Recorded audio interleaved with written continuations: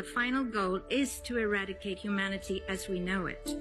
Once you understand the final destination, it becomes much easier to look back and identify the psychological conditioning, the biological tampering, the cultural grooming, and the educational prepping that we have been subjected to for decades in preparation to making us accept a post-human future.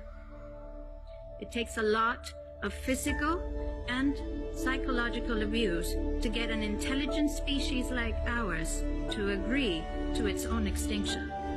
Most, if not all, that has transcended in the last 60 years was designed to get us closer to accepting such a dystopian reality. Whether you care to accept it or not, we live in a hyper-controlled matrix where our perception of reality is meticulously planned, managed, and executed in order to control and steer us in whichever direction they wish. And the direction is a post-human world. For this, they first needed to destabilize, dehumanize, and demoralize humanity through every means possible.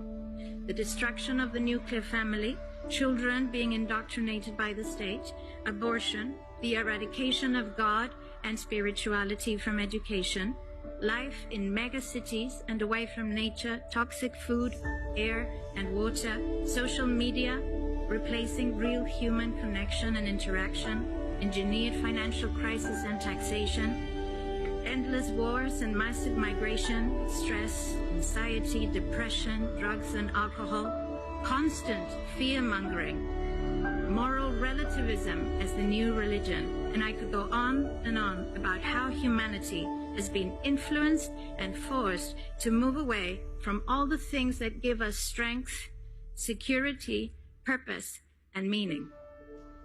A weak, immoral, disconnected, ignorant, and unhealthy population is an easy target for the next stage, the creation of an entire generation of androgynous beings. Masculinity is under attack psychologically, culturally, and biologically. Women are being replaced in sports, entertainment, and politics by men pretending to be women. And children are being indoctrinated at school to think that gender is a choice. The transgender movement is not a grassroots movement. It comes from the top. It has nothing to do with people's freedom of expression, sexuality, or civil rights.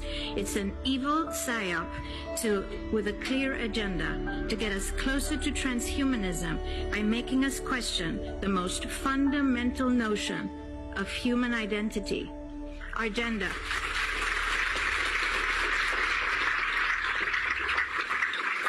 Thank you. If you don't know who you are, if you already identify as a hybrid between a man and a woman, you will be easily convinced to become a hybrid between human and machine. Gender ideology is the 2 + 2 = 5 from George Orwell's 1984 dystopian novel. It's the final test to see whether we will follow the most absurd party line towards our own extinction. But 2 + 2 = 4. And no matter how you choose to dress, call yourself, or change your physique, will not change that. The sad reality, though, is that in the gaslighting process to get us closer to a post-human future, they have mentally and physically harmed an increasing number of children and young people, and it's only getting worse. This must be stopped.